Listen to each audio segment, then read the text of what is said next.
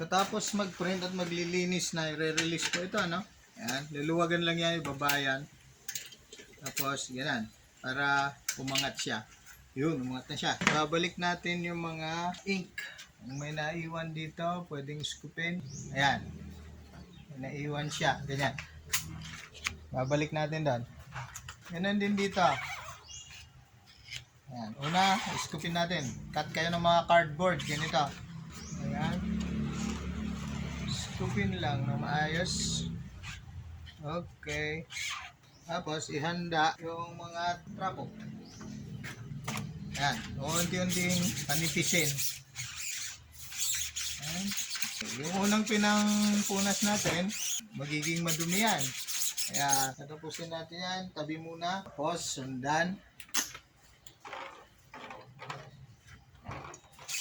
Dito, mas magastos yung reducer o yung thinner natin sa paglilinis kaysa sa pagtimpla ng ink, kasi konti lang yung kakailanganin pag tinimpla yung ink.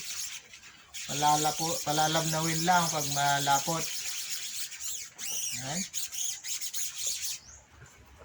Tapos palitan ulit ng mas bago.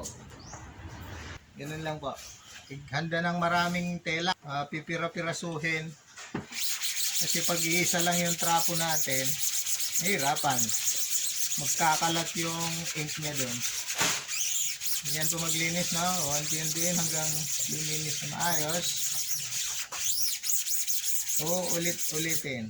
Tapos dun din sa ilalim, meron din yan. Okay?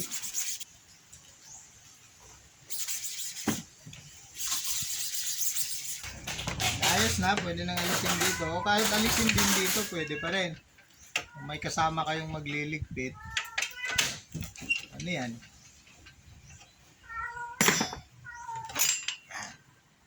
Oh, meron siyang hawakan dito.